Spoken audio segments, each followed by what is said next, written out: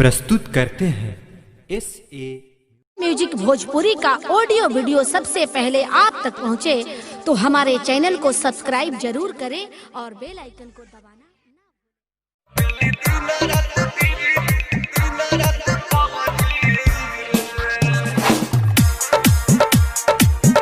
mix Pallavi recording studio मछिया मोड़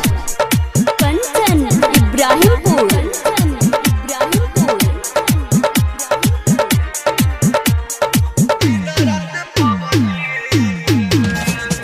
भूले खातिर लबदी रे खेली दिन रात पबजी रे तोहके भूले खातिर लबदी रे खेली दिन रात पबजी रे ओखिया जागता निक न लागता ओखिया जागता निक न लागता और खाना रोटी सब्जी रे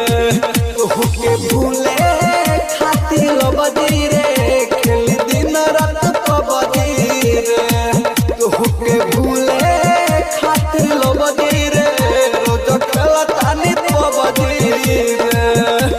मुआ के छोड़बे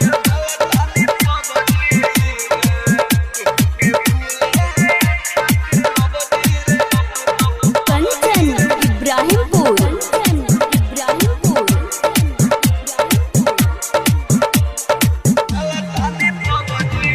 दिन भरवा घरवा छोड़ी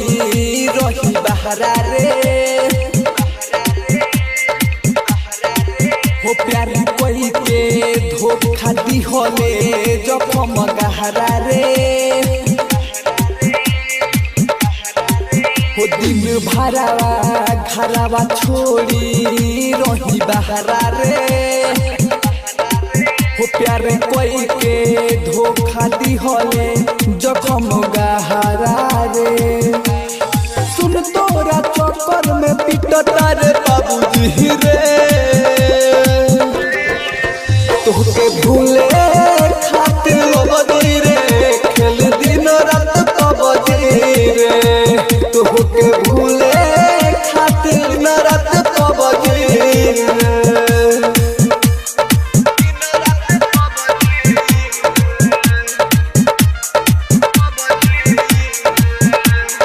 Kanchan Ibrahimpur mix Pallavi recording studio मछिया मोड़ देह तो खुश सुननी बारे परमोद के संगवा रे होवा के देखू रोज पीले बिसकिया रमावा रे होते तो खुश सुननी बारे परमोद के संगवा रे होवा के देखू रोज पीले बिसकिया रामा